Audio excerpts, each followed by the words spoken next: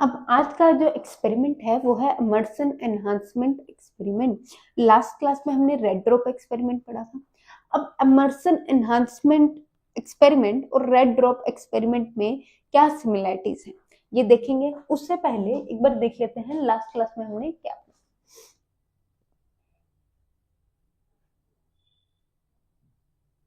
ठीक है, तो लास्ट क्लास में हमने कुछ एक्सपेरिमेंट्स देखे, ये आपको क्लियर हो गए होंगे। जैन इंजन हाउस ने हाइड्रिला प्लांट पे एक्सपेरिमेंट किया था, जिससे क्या हुआ, वो एक एक्वाटिक प्लांट है और एक्वाटिक प्लांट ने क्या किया, बबल्स की फॉर्म में ऑक्सीजन को रिलीज किया in the presence of light. तो ये इन्फ्लुएंस क्या है कि light is required for the photosynthesis. फिर आए साइंटिस्ट वैन सच, इन्होंने क्या बताया कि जो ग्रीन पार्ट्स ऑफ प्लांट हैं वो क्या बनाते हैं, वो ग्लूकोज बनाते हैं और वही ग्लूकोज किसकी फॉर्म में स्टोर होता है, स्टार्च की फॉर्म में, राइट। फिर आते हैं टीडब्ल्यू एंजलमैन। टीडब्ल्यू एंजलमैन ने क्या किया, क्लेडोफोरा स्पायरोगारा पे लाइट इल्यूमिनेट की, जिसमें उन्होंने क्या डाला, बैक्टीरिया डाला। कौन सा bacteria, suspension of bacteria, aerotactic bacteria. Aerotactic bacteria मतलब ऑक्सीजन की तरफ अट्रैक्ट होने वाला बैक्टीरिया, ठीक है। और उन्होंने क्या शो किया, इन्फ्रेंस क्या है एक्सपेरिमेंट का, कि जो बैक्टीरिया थे, जो एरोटेक्टिक बैक्टीरिया थे, बैक्टीरियास नहीं बैक्टीरिया और बैक्टीरियम, ठीक है, कंफ्यूज नहीं होना, ठीक है। तो जो एरोटेक्टिक बैक्टीरिया थे वो क्या कर रहे थे, कहाँ एक्युमुलेट हो रहे थे, सबसे ज्यादा blue and red light region में, मतलब वहां पे ऑक्सीजन सबसे ज्यादा रिलीज हो रही थी। और तो इसी से उन्होंने क्लोरोफिल बी का एक्शन स्पेक्ट्रा निकाला था फर्स्ट टाइम, कि उनमें ब्लू और रेड रीजन में सबसे ज्यादा फोटोसिंथेसिस होती है, ठीक है। इतनी बात क्लियर होगी, ये था एक्शन स्पेक्ट्रा, राइट। नेक्स्ट जो बात आती थी वैन नील ने, तो वैन नील ने डायरेक्ट और इनडायरेक्ट एविडेंस दिए थे कि जो ऑक्सीजन रिलीज हो रही है फोटोसिंथेसिस में वो किसकी वजह से हो रही है, वाटर से आ रही है। वो कहां से आ रही है, वाटर से, CO2 से नहीं आ रही है, ये भी इन्होंने डायरेक्ट दिया। और इन्होंने ये भी बताया कि जो फोटोसिंथेसिस है वो दो रिएक्शन में डिवाइडेड है, one is light reaction, other one is dark reaction. तो ये सारी बातें हमको याद होनी चाहिए। उसके बाद एविडेंस, जिससे ये पता चला कि ये आपको क्लियर हो गया। फिर इन्होंने डायरेक्ट एविडेंस क्या किया, वो तो इनडायरेक्ट एविडेंस था, डायरेक्ट एविडेंस क्या किया कि उन्होंने यूज किया रेडियो एक्टिव ऑक्सीजन यूज की, हैवी आइसोटोप यूज किया ऑक्सीजन का, जिससे क्लियर हो गया, डायरेक्ट एविडेंस मिल गया कि जो ऑक्सीजन है वो कहां से आ रही है, वो H2O से आ रही है। इनडायरेक्ट में उन्होंने बैक्टीरिया का यूज किया, क्योंकि वैन नील जो थे वो क्या थे, वो माइक्रोबायोलॉजिस्ट थे, तो इसी से उन्होंने क्लियर कर दी ये बात भी। उसके बाद क्वांटम यील्ड क्या होती है, जितने नंबर ऑफ O2 प्रोड्यूस हुए पर क्वांटम ऑफ लाइट एब्जॉर्ब्ड, ठीक है। और यहाँ पे क्या है कि कितने क्वांटम रिक्वायर्ड है पर ऑक्सीजन के मॉलिक्यूल को बनाने के लिए, डन। उसके बाद फिर रेड ड्रॉप एक्सपेरिमेंट आ गया। रेड ड्रॉप एक्सपेरिमेंट कौन सी एल्गी पे हुआ, क्लोरेला पाइरिनोडोसा। और इस पे क्या पता चला कि जो रेड रीजन है उसके बाद आता है फार रेड रीजन, और रेड रीजन के बाद एकदम से फोटोसिंथेटिक जो यील्ड है वो ड्रॉप कर जाती है, फोटोसिंथेसिस नहीं होती। इसी को क्या बोलते हैं, red drop phenomena, red drop effect, done.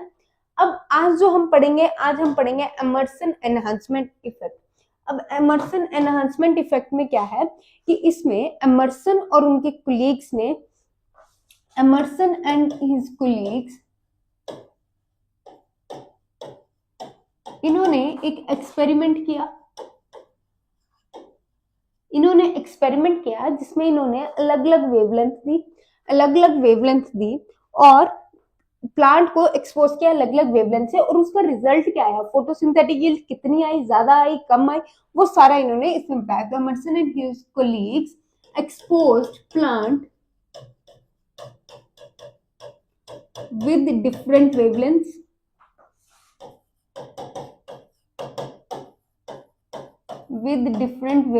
Different wavelength से एक्सपोज किया, ठीक है। Exposed plant with different wavelength और and observe the photosynthetic yield.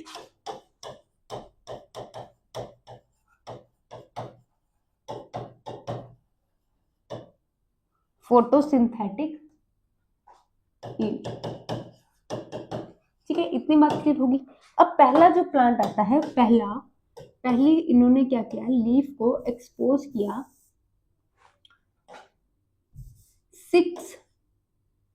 660 nanometre तक, 660 नैनोमीटर तक,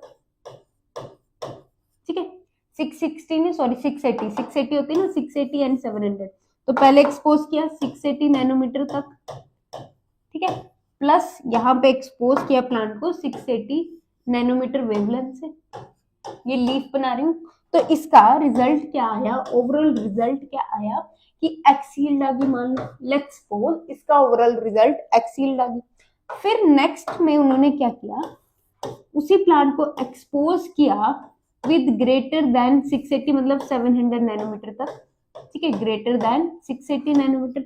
अब यहाँ पे क्या हुआ, यहाँ पे ये जो लीफ है, ठीक है, लीफ है, इस पे इतनी जब लाइट पड़ी तो वाई यील्ड आ रही है, ठीक है, तो वाई यील्ड आई। नेक्स्ट, अब यहाँ पे नेक्स्ट एक्सपेरिमेंट क्या किया, इन्होंने दोनों वेवलेंथ की लाइट, ठीक है, plant was exposed with both of the wavelength, ठीक है, बोथ वेवलेंथ, दोनों वेवलेंथ से एक्सपोज किया प्लांट को। अब यहाँ पे फोटोसिंथेटिक यील्ड क्या आई, जब इकट्ठे डाला दोनों वेवलेंथ को तो photosynthetic yield I Z, let's suppose photosynthetic yield I Z which was much greater than x plus y। अब एक्सपेक्टेशन क्या है यहाँ पे कि अगर इन दोनों वेवलेंथ को इकट्ठे दिया, ठीक है, 680 नैनोमीटर वाली वेवलेंथ को 680 से ज्यादा वाली नैनोमीटर को, इन दोनों को इकट्ठे दिया तो प्लांट की जो यील्ड है वो कितनी आनी चाहिए, x plus y, but result कुछ और आया। जो इनकी फोटोसिंथेटिक यील्ड आई जब दोनों को एक साथ दिया वो कुछ इस तरह से आई कि दोनों को मिला के काफी बड़ी आई, जितना x प्लस वाई को मिला के फोटोसिंथेटिक यील्ड आएगी उससे काफी ज्यादा ग्रेटर आई, ठीक है, इतनी बात होगी। तो यहाँ पे एमर्सन एनहांसमेंट इफेक्ट में एक तो ये चीज होगी, दूसरा यहाँ पे एक और चीज आती है कि जब इनको इकट्ठे दिया तब क्या हुआ, साइनर्जिस्टिक इफेक्ट, साइनर्जिस्टिक इफेक्ट शो हुआ।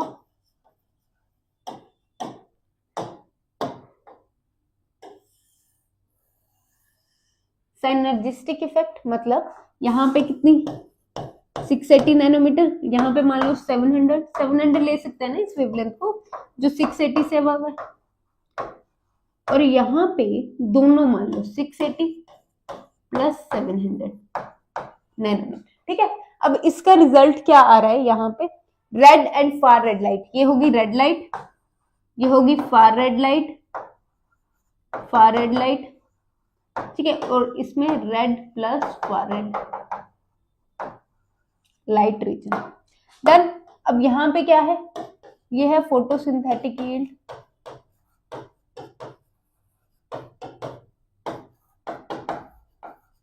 चलिए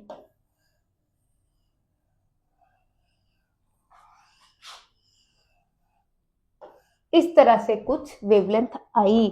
अब यहाँ पे ये क्या हुआ, ये जो एक्सपोजर था 680 simultaneous exposure, simultaneous exposure to both the wavelengths, to both the wavelengths, result क्या आया, result resulted in synergistic effect। what is synergistic effect? synergistic effect होता है एक साथ किसी चीज का इफेक्ट आना। तो ये ओवरऑल ग्राफ आता है यहाँ पे, ठीक है, ये ओवरऑल ग्राफ आता है टाइम के साथ एकदम से ये वाली जो 680 नैनोमीटर है यहाँ पे red region and far red region, यहाँ की वेवलेंथ, यहाँ की फोटोसिंथेटिक यील्ड सबसे ज्यादा आती है। तो ये हुआ एमर्सन एनहांसमेंट इफेक्ट। अब Emerson enhancement effect and red drop phenomena एक साथ कैसे रिलेटेड। अब देखो 680 से ऊपर गई यील्ड काफी कम हो गई, 680 से ऊपर गई यील्ड काफी कम हो गई, बट यहाँ पे एक चीज क्या पड़ी हमने एक्स्ट्रा कि जब दोनों को इकट्ठे दिया तब यील्ड बढ़ गई, पहले कम थी फिर इकट्ठे बढ़ गई। अब यहाँ पे इसी तरह से यहाँ पे इसी तरह से एक और चीज देखी गई, तो इसका रिजल्ट क्या आया, रिजल्ट क्या हुआ, रिजल्ट ये हुआ कि दो फोटो सिस्टम इन्वॉल्व है। कहाँ पे, जो प्लांट में फोटोसिंथेसिस हो रही है उसमें दो फोटोसिंथेसिस इन्वॉल्व है। ठीक है, फोटोसिंथेसिस इंक्लूड, रिजल्ट क्या है, फोटोसिंथेसिस इंक्लूड टू फोटोसिस्टम्स। ठीक है, और ऐसा ही है, ये सही तो था, दो फोटो सिस्टम होते हैं। अभी करेंगे डिस्कस दो फोटो सिस्टम कौन कौन से। One is PS1 and other one is PS2, photo system 1 and photo system 2। तो जो फोटो सिस्टम 1 है वो 700 नैनोमीटर की वेवलेंथ पे एब्जॉर्ब करता है, फोटो सिस्टम 2 680 नैनोमीटर की वेवलेंथ पे एब्जॉर्ब करता है। ठीक है, तो ये बातें हो गई, दोनों फोटो सिस्टम आ गए। अब यहाँ पे ये जो दोनों फोटो सिस्टम है ये क्या है, अब फोटो सिस्टम क्या है ये तो समझ आ गया, फोटो सिस्टम मतलब फोटो सिस्टम किस पे एब्जॉर्व कर रही है ये तो समझ आ गया, बट फोटो सिस्टम एग्जैक्टली क्या है उस पे बात करते हैं। ठीक है, अब पहले इसको बताओ, लॉन्गर वेवलेंथ किसको चाहिए, शॉर्टर वेवलेंथ किसको चाहिए। It requires longer wavelength, PS1 requires longer wavelength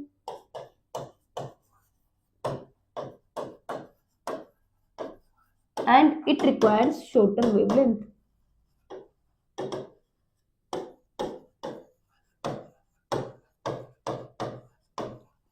ठीक है, अब PS1 और PS2 को पहले देखते हैं कि है क्या, उसके बाद हम इसके बारे में थोड़ी और डिटेल पढ़ेंगे आफ्टर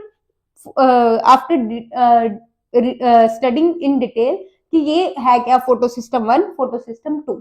ठीक है, और कैसे काम कर रहे हैं और उसमें कौन कौन से पिगमेंट इन्वॉल्व है, उसके बाद हम फोटो सिस्टम 1 फोटो सिस्टम 2 को डिटेल में पढ़ेंगे।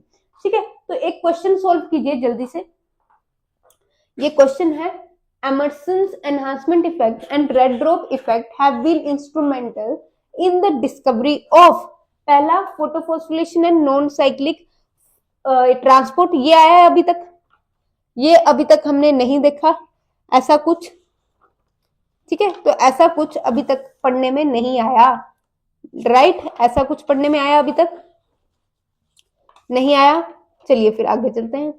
तो अब यहाँ पे ऐसा कुछ नहीं आया, two photosystem operating simultaneously, या यहाँ पे ये बात हो गई two photosystem operating simultaneously.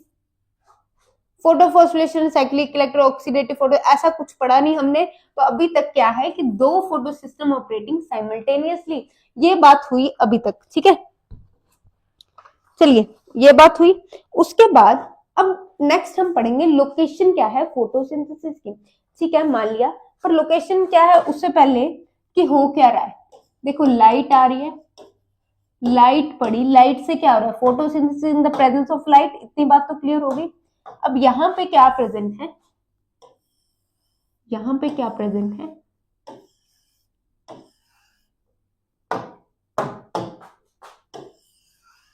ठीक है, यहाँ पे प्रेजेंट है एंटीना मॉलिक्यूल्स, लाइट आई, यहाँ पे प्रेजेंट है, ये सारे हैं एंटीना कॉम्प्लेक्स। ये क्या है, एंटीना कॉम्प्लेक्स, ये क्या है, रिएक्शन सेंटर, ये क्या है, रिएक्शन सेंटर। अब हो क्या रहा है, फोटोसिंथेसिस में ओवरऑल हो क्या रहा है, लाइट आई, लाइट पड़ी एंटीना कॉम्प्लेक्स पे, एंटीना कॉम्प्लेक्स से लाइट गई रिएक्शन सेंटर पे, रिएक्शन सेंटर पे से एक इलेक्ट्रॉन बाहर गया, किसके पास, इलेक्ट्रॉन एक्सेप्टर के पास, इलेक्ट्रॉन एक्सेप्टर के पास। अब आगे सारी प्रोसेस चल रही है, जो भी हो रहा है फोटोसिंथेसिस में, ग्लूकोज बन रहा है, जो भी बन रहा है इसके बाद बनेगी। ठीक है, दूसरी प्रोसेस यहाँ पे क्या हो रही है, अब अगर इलेक्ट्रॉन यहाँ से चला गया तो वहां पे एक खाली जगह आ गई इलेक्ट्रॉन की, तो वो इलेक्ट्रॉन डोनर यहाँ पे कौन है, वो इलेक्ट्रॉन डोनर यहाँ पे कोई है जिसको हम वाटर बोलते हैं। ठीक है, तो वो इलेक्ट्रॉन डोनर कौन है, वाटर है। ठीक है, तो ये ओवरऑल समझ आया। अब इसी चीज को क्या बोलते हैं, इसी चीज को बोलते हैं फोटो सिस्टम। इसको क्या बोलते हैं, फोटो सिस्टम। इस पूरे को क्या बोलते हैं, photo system. Antenna complex, reaction centre. अब इसमें जरूरी क्या है, एंटीना कॉम्प्लेक्स और एंटीना पिगमेंट्स बोल देंगे इसको, एंटीना कॉम्प्लेक्स और एंटीना पिगमेंट्स। ठीक है। और ये कहाँ पे जा रही है, सारी लाइट कहाँ पे जा रही है, रिएक्शन सेंटर पे, सारी लाइट रिएक्शन सेंटर पे जा रही है। इलेक्ट्रॉन डोनर कौन है, वाटर, वाटर ने इलेक्ट्रॉन डोनेट किया, और जब लाइट इस पे पड़ रही है रिएक्शन सेंटर पे, तो ये क्या हो गया, एक्साइट हो गया इलेक्ट्रॉन। ठीक है, यहाँ पे क्या हो रहा है, एक्साइट हो गया इलेक्ट्रॉन। इतनी बात होगी। अब जनरली जो रिएक्शन सेंटर है, जो रिएक्शन सेंटर है, ठीक है, उस पे दो चीजें हो रही है, सॉरी, इस क्लोरोफिल, इसमें क्या हो रहा है, लाइट एब्जॉर्ब हो रही है, और लाइट कौन एब्जॉर्ब कर रहा है, एक पिगमेंट एब्जॉर्ब कर रहा है, that is chlorophyll. Chlorophyll important है, ये भी पता है ना, जो फोटोसिंथेसिस है वो क्लोरोफिल की प्रेजेंस में हो रही है। तो क्लोरोफिल एब्जॉर्ब करता है लाइट इन विजिबल रीजन,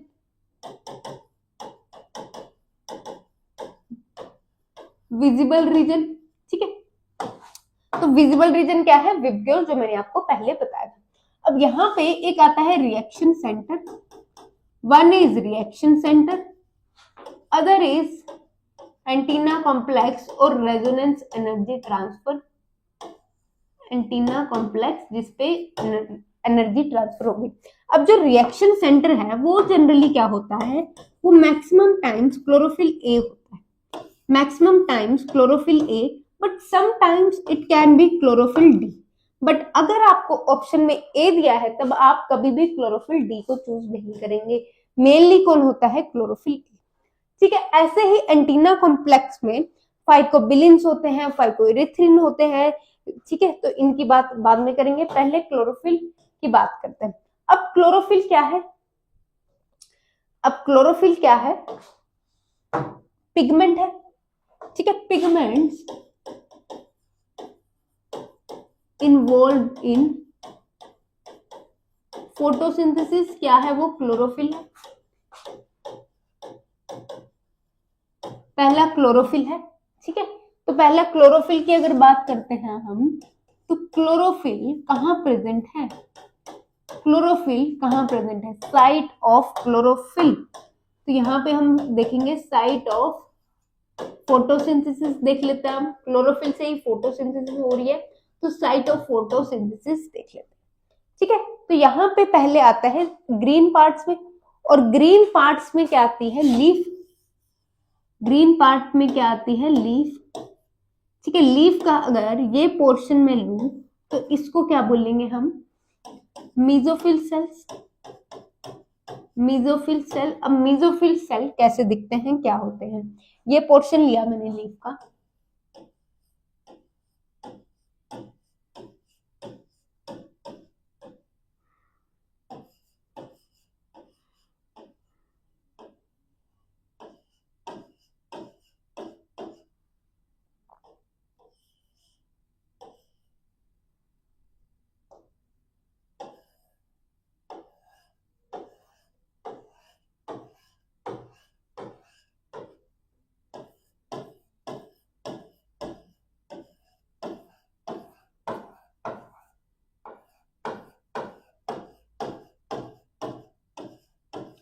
ठीक है। मीजोफिल सेल्स कुछ इस तरह से होते हैं।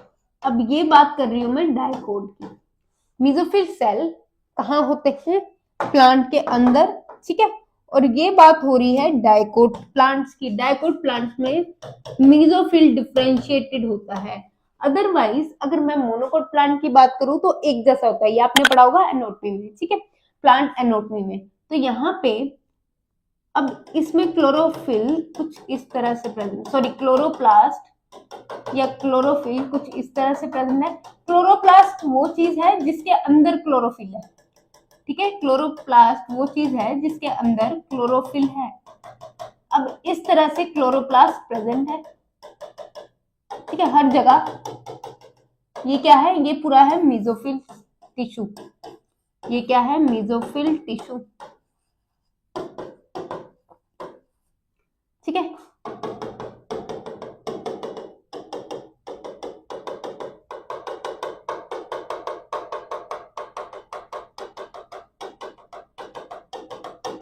डन, ये क्या है, मीजोफिल टिश्यू। अब डाइकोट लीव्स में मीजोफिल टिश्यू डिवाइडेड होता है spongy and palisade mesophyll tissue में, ठीक है। अब इसके अंदर ही क्या प्रेजेंट है, क्लोरोप्लास्ट। मेसोफिल टिश्यू के अंदर क्या प्रेजेंट है? क्लोरोप्लास्ट। क्लोरोप्लास्ट के अंदर क्या प्रेजेंट है? क्लोरोफिल। क्लोरोप्लास्ट के अंदर क्या प्रेजेंट है? क्लोरोफिल। ठीक है, क्लोरोप्लास्ट के अंदर क्या प्रेजेंट है? क्लोरोफिल। डन, इतनी बात होगी।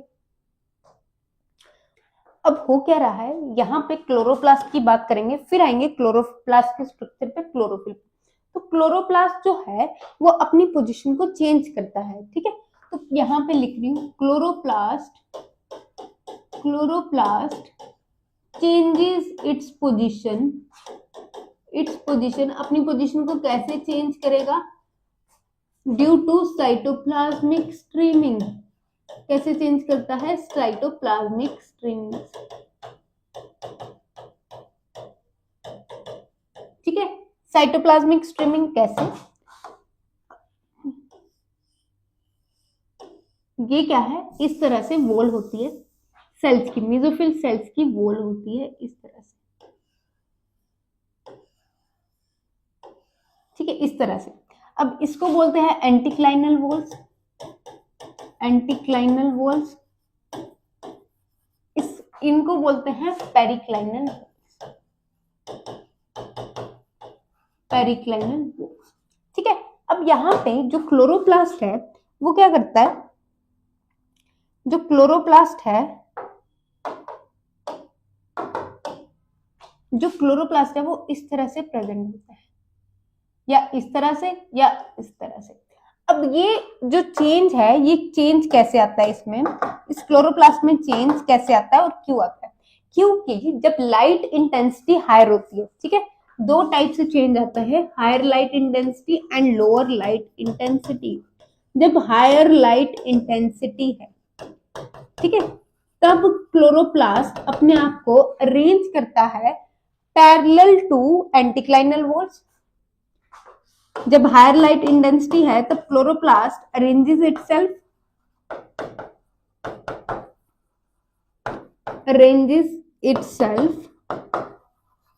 Parallel to anticlinal walls.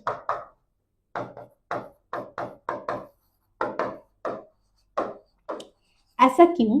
अब इस बात को समझो, अगर ये मेसोफिल सेल है और क्लोरोप्लास्ट इस तरह से अरेंज है यहाँ पे, तो क्लोरोप्लास्ट की फोटो लाइट इंटेंसिटी ज्यादा है, हायर है, तो क्लोरोप्लास्ट डैमेज हो जाता है, जिसको बोलते हैं फोटो ऑक्सीडेशन, जिसको बोलते हैं फोटो ऑक्सीडेशन। इसलिए ये साइटोप्लाज्मिक स्ट्रीमिंग क्या होता है? Movement of cytoplasm. Cytoplasm move करता है, सेल के अंदर साइटोप्लाज्म होता है जो मूव करता है, तो ये अपनी पोजीशन यहां से कैसे कर लेता है? इस तरह से, इस तरह से कर लेता है। मतलब अगर ऊपर से पड़ रही है तो इस तरह से, और अगर मैं इसको ऊपर से देखूं इसी सेल को, तो ये कुछ ऐसे नजर आएगा, मतलब नीचे को पड़ा है। ठीक है, उतना इतना नजर आएगा, क्योंकि ये अपने आप को ज्यादा एक्सपोज नहीं कर रहा है सनलाइट को। ठीक है, अब यहाँ पे आएगा lower light intensity, lower light intensity, higher light intensity and lower light intensity. अब लोअर लाइट इंटेंसिटी में क्या हो रहा है? क्लोरोप्लास्ट अपने आप को अरेंज कर रहा है according to the periclinal wall. ठीक है, chloroplast arrange itself parallel to periclinal wall, parallelly arrange करेगा पेरिक्लाइनल वॉल। क्लियर होगी इतनी बात? तो low light intensity, higher light intensity की बात क्लियर होगी। ठीक है, अब क्लोरोप्लास्ट अपनी पोजीशन चेंज करता है, ये बहुत ही कॉमन है। अब क्यों करता है, यहाँ पे स्टार मार्क करके लिख लो। To prevent chloroplast changes its position. Chloroplast क्यों चेंज कर रहा है पोजीशन? ताकि to prevent itself from photo oxidation। अब इसकी भी डिटेल हम आगे पढ़ेंगे कि ये फोटो ऑक्सीडेशन क्या है, किस तरह से होती है। ठीक है, फोटो ऑक्सीडेशन, ताकि वो अपने आप को प्रिवेंट कर सके फोटो ऑक्सीडेशन से। डन, इतनी बात क्लियर होगी।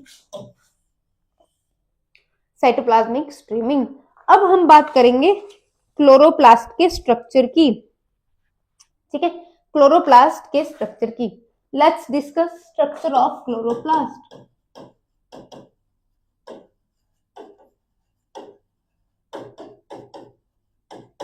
ठीक है, जो स्ट्रक्चर है क्लोरोप्लास्ट का इस तरह से, एक साइड बना लेते हैं, इस डायग्राम को एक साइड बनाते हैं और एक साइड लिखते हैं।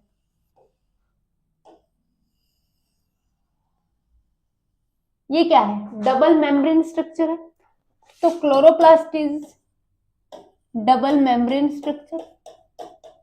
क्या है? डबल मेम्ब्रेन स्ट्रक्चर है।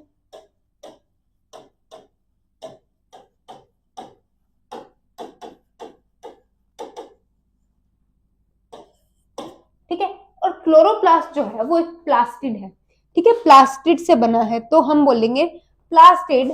क्लोरोप्लास्ट क्या है? एक प्लास्टिड है। और प्लास्टिड किससे बनते हैं? Plastid form from proplastid. Proplastid क्या है कि कोई ऐसे मतलब मान लो कोई ऐसी चीज है जो डिफरेंशिएट हो सकती है डिफरेंट चीजों में, जैसे प्रोमेरिस्टम। ऐसे ही प्रोप्लास्टिड जो है वो काफी टाइप का प्लास्टिड बन सकता है। ठीक है, तो यहाँ पे जो प्लास्टिड बनेगा वो कैसा बन रहा है? किससे बन रहा है? प्रोप्लास्टिड से।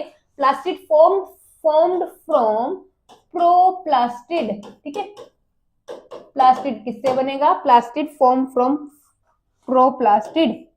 ठीक है, डन। इतनी बात हो गई। इसके बाद जेनेटिक मटेरियल क्या है इसका? Cytoplasmic DNA. मतलब इसके पास अपना जेनेटिक मटेरियल भी है। पहले तो ये करते, मेम्ब्रेन बाउंड स्ट्रक्चर क्या है इसके अंदर? ये एक मेम्ब्रेन बाउंड स्ट्रक्चर है, इसको बोलते हैं थाइलेकोइड्स। इसको क्या बोलेंगे? थाइलेकोइड्स। पहले ये बताती हूँ, फिर बताती हूँ इसका अपना डीएनए होता है क्या होता है। ये है थाइलेकोइड। एक को थाइलेकोइड बोलेंगे, पूरे को क्या बोलेंगे? ग्रेना, ग्रेनम बोलेंगे। एक को अगर दो मिल जाए तो ग्रेनम। ठीक है, पूरा क्या है? ग्रेनम। एक क्या है? थाइलेकोइड। और ये क्या है? फ्लोर। फ्लोर को क्या बोलेंगे? स्ट्रोमा। फ्लोर को क्या बोलेंगे? स्ट्रोमा। और इसके पास अपना एक डीएनए होता है, अपना सर्कुलर डीएनए होता है, तो इसको बोलते हैं semi autonomous structure. Semi autonomous का मतलब क्या है कि वैसे तो इसके पास सारे ऑलमोस्ट प्रोटीन्स होते हैं, बट कुछ प्रोटीन्स इसको रिक्वायर होते हैं सेमी। वैसे तो अपने काम अपने आप कर सकता है, हाफ कर सकता है, बाकी जो सेल का पूरे, ये सेल के अंदर है पूरा। ठीक है, बाहर एक सेल है, बाकी जो सेल का डीएनए है वहां से भी ये कुछ प्रोटीन चाहिए होते हैं इसको। ठीक है, तो यहाँ पे ये क्या है? Circular DNA. सर्कुलर डीएनए, इसके पास अपना डीएनए है, इसीलिए सेमी ऑटोनोमस बोलते हैं। चलिए, अच्छा मुझे एक और चीज बताओ, और कौन से स्ट्रक्चर को सेमी ऑटोनोमस बोलते हैं? और कौन सा स्ट्रक्चर होता है जो सेमी ऑटोनोमस होता है? माइटोकॉन्ड्रिया। ठीक है, तो माइटोकॉन्ड्रिया भी इसी की तरह सेमी ऑटोनोमस है। इतनी बात क्लियर हो गई? ग्रेना समझ आ गया? और यहाँ पे ये जो स्ट्रक्चर है इसको बोलते हैं स्ट्रोमा, स्ट्रोमल लैमेली। इसको क्या बोलते हैं? Stromal lamellae. जो बीच में कनेक्शन है, दो ग्रेनम के बीच में जो कनेक्शन है उसको बोलते हैं स्ट्रोमल लैमेली। ठीक है, उसको क्या बोलेंगे? Stromal lamellae. डन। अब ये डिवाइड कैसे करता है? डिवाइड करता है through binary fission. Binary fission. ठीक है, और बनता कैसे है? ये एंडोसिम्बाइसिस से बना है। एंडोसिम्बाइसिस का मतलब क्या है? थोड़ा सा बताऊंगी। एंडोसिम्बाइसिस का मतलब क्या है? पहले कोई बड़ा यूकैरियोटिक सेल था, उसके अंदर आके एक बैक्टीरिया रहने लगा।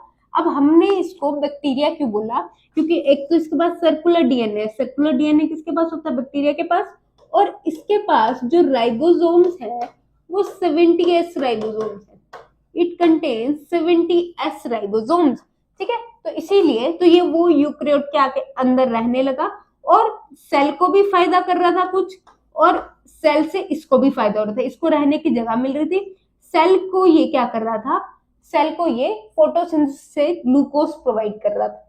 ठीक है, सेल को ये फोटोसिंथेसिस से ग्लूकोज प्रोवाइड कर रहा था। तो दोनों का एक म्यूचुअल रिलेशनशिप हो गया, जिसको क्या बोला गया?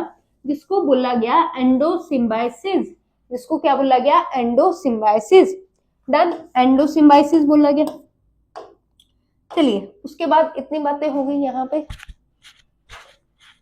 यहाँ पे कुछ स्टार्च ग्रेन्यूल्स प्रेजेंट होते हैं, स्टार्च बनाता है, ठीक है, स्टार्च की फॉर्म में करता है। दूसरा, यहाँ पे कुछ ऑयल ड्रॉपलेट्स भी प्रेजेंट हैं, some oil droplets are also there, oil droplets भी यहाँ पे हैं। देखो एक बार, आपको दिख रहा है सारा कुछ, ऑयल ड्रॉपलेट्स भी कुछ यहाँ पे हैं, ठीक है। चलिए, ऑयल ड्रॉपलेट्स भी यहाँ पे कुछ है, ठीक है। अब इनहेरिटेंस पैटर्न कैसा है इसका, इनहेरिटेंस पैटर्न यूनिपेरेंटल है, ये यूनिपेरेंटल, एक पेरेंट से बनता है, यूनिपेरेंटल। अब जो रिएक्शंस हो रही हैं वो इसमें कैसे हो रही हैं, जब हमें ये पता चल गया है कि जो फोटोसिंथेसिस है वो दो रिएक्शंस में डिवाइडेड है, that is dark reaction and light reaction. तो जो डार्क रिएक्शन है, डार्क रिएक्शन कहाँ पे हो रही है, जो डार्क रिएक्शन हो रही है वो कहाँ पे हो रही है, वो हो रही है स्ट्रोमा में। स्ट्रोमा क्या है, फ्लोर है, उस पे बिल्डिंग बनी है, पूरी बिल्डिंग क्या है, granum.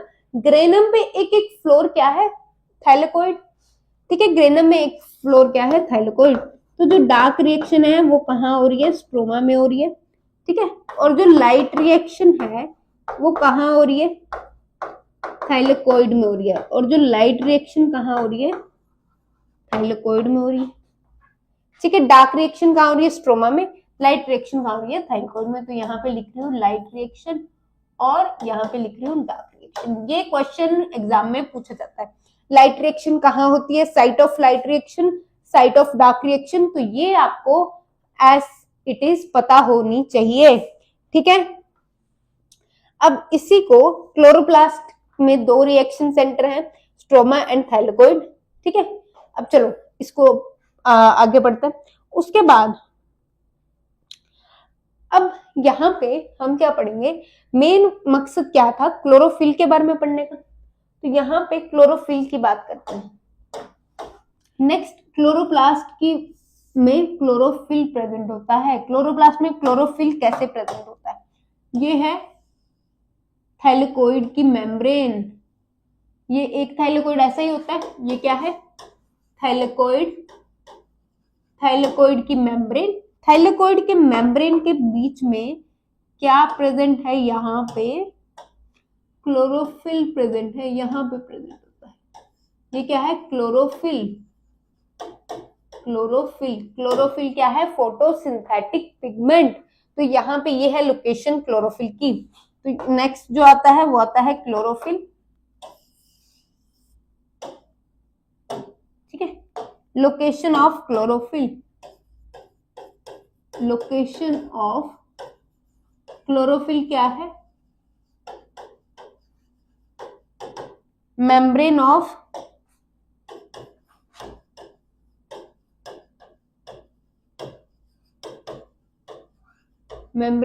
Thylakoid, membrane of thylakoid, ठीक है। अब क्लोरोफिल के बारे में कुछ और बातें करते हैं, दो चार और बातें कि क्लोरोफिल है क्या, कर क्या रहा है, ठीक है। चलिए, तो क्लोरोफिल लाइट को एब्जॉर्ब कर रहा है, तो हम बोल सकते हैं chlorophyll is light absorbing. Chlorophyll क्या है, लाइट एब्जॉर्बिंग ग्रीन। क्लोरोफिल कौन से कलर का है, ग्रीन। तो light absorbing green pigment.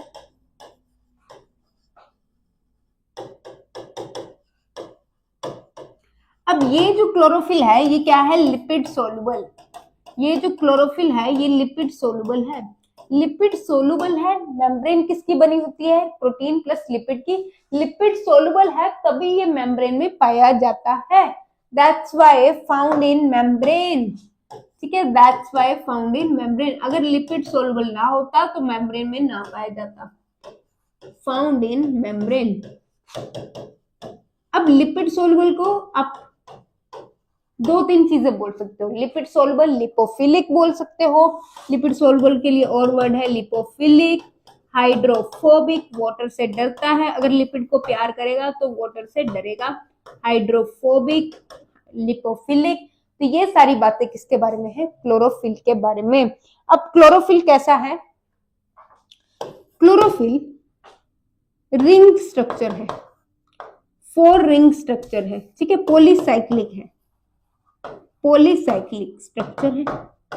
Polycyclic structure में क्या है? टेट्रापाइरोल रिंग्स है, tetrapyrrole rings plus phytol tail, tetrapyrrole rings present है, प्लस फाइटोल टेल प्रेजेंट है, एंड मैग्नीशियम आयन भी प्रेजेंट है सेंटर पे। अब इसका स्ट्रक्चर देख लेते हैं, क्लोरोफिल का स्ट्रक्चर देख लेते हैं, क्लोरोफिल होता कैसा है आखिरकार। तो क्लोरोफिल में 4 रिंग्स होती हैं, ठीक है, इस तरह से 4 रिंग्स बना रही हूं, ठीक है। यहाँ पे क्या होता है? नाइट्रोजन, यहाँ पे नाइट्रोजन प्रेजेंट है, और सेंटर में Mg2 पॉजिटिव प्रेजेंट है, Mg आयन प्रेजेंट है, और सेंटर में क्या प्रेजेंट है? Mg ion. ये जो 4 रिंग्स हैं, 1 2 3 4, ठीक है। अब यहाँ पे जो 3rd रिंग है, यहाँ पे साइक्लोपेंटेनोन 5th रिंग प्रेजेंट होती है। 3rd रिंग पे क्या प्रेजेंट है? साइक्लोपेंटेनोन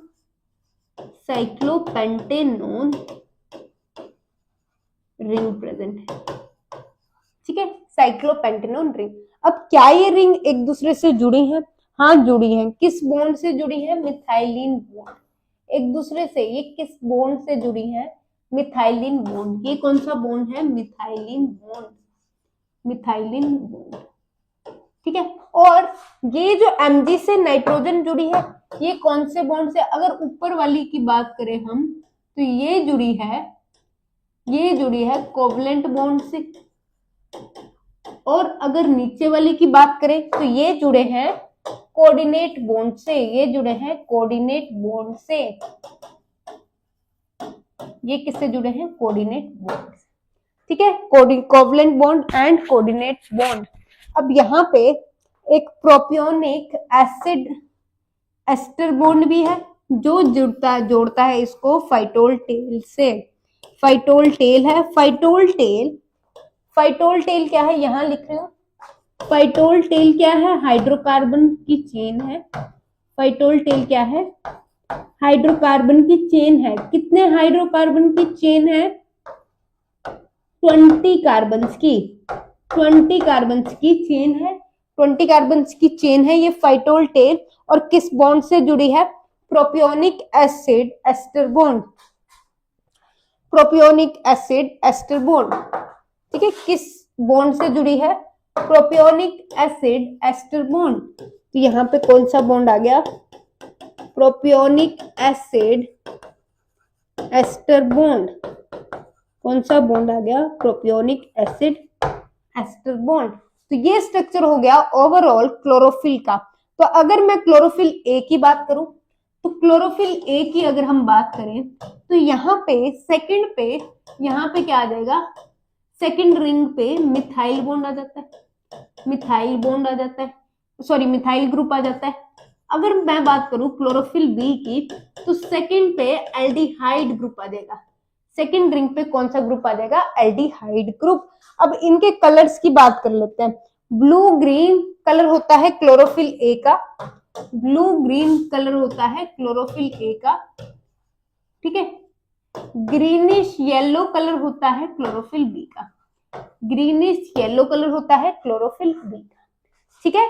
ये बातें हो गई, फिर से समझ आ गया? ये समझ आ गया ओवरऑल स्ट्रक्चर। स्ट्रक्चर पे क्वेश्चन आता है, फिर से देखो एक बार। एक रिंग ये है, एक रिंग ये है, साथ साथ बनाओ। एक रिंग ये है, एक रिंग ये है, 1 2, कितनी रिंग्स बनाई हमने? 4, ठीक है। और यहाँ पे सेंटर में क्या है? Mg आयन, और Mg आयन किससे जुड़ा है? इनके इन रिंग्स में नाइट्रोजन है, नाइट्रोजन से जुड़ा है। ऊपर वाले नाइट्रोजन से कौन से बॉन्ड से जुड़ा है? ऊपर वाले नाइट्रोजन से कौन से बॉन्ड से जुड़ा है? कोवलेंट बॉन्ड से, कोवलेंट बॉन्ड से। और नीचे वाले हाइड्रोजन से कौन से बॉन्ड से जुड़ा है? कोऑर्डिनेट बॉन्ड से। नीचे वाले हाइड्रोजन से कौन से बॉन्ड, सॉरी नाइट्रोजन से कौन से बॉन्ड से जुड़ा है? कोऑर्डिनेट बॉन्ड से। ठीक है, और ये आपस में एक दूसरे से जुड़े, बिल्कुल जुड़े। कौन से बॉन्ड से? मिथाइलिन बॉन्ड से। कौन से बॉन्ड से जुड़े हैं? यहाँ नहीं बनाते हैं, यहाँ पे एक और चीज आएगी। कौन से बॉन्ड से जुड़े हैं? मिथाइलिन बॉन्ड से। ठीक है, और यहाँ पे एक टेल भी है, इसको क्या बोलते हैं? Phytol tail. क्या बोलेंगे इसको? Phytol tail. हाइड्रोकार्बन की चेन की बनी है। कितने कार्बन की चेन की बनी है? 20 कार्बन, 20 कार्बन की चेन की बनी है। ठीक है, और फाइटोल टेल किस चीज से जुड़ी है? Propionic acid ester bond. कौन से बॉन्ड से? प्रोपियोनिक एसिड एस्टर बॉन्ड से जुड़ी है, एस्टर बॉन्ड से जुड़ी है। और थर्ड ग्रुप पे क्या प्रेजेंट है? यहाँ पे एक और रिंग प्रेजेंट है जिसको बोलते हैं साइक्लोपेंटेनोन रिंग। साइक्लोपेंटेनोन रिंग, जिसको क्या बोलते हैं? साइक्लोपेंटेनोन रिंग। डन। अब यहाँ पे CHO किस पे आएगा? क्लोरोफिल ए पे या क्लोरोफिल बी पे? CHO किस पे आएगा? CHO आएगा क्लोरोफिल बी पे। कौन से ग्रुप पे? सेकंड पे CHO ग्रुप आ गया। और यहाँ पे क्या आ जाएगा?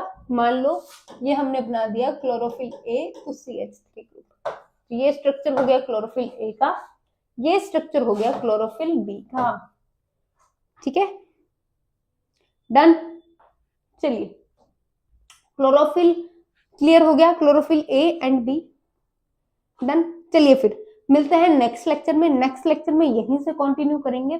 चलिए मिलते हैं अगले लेक्चर में।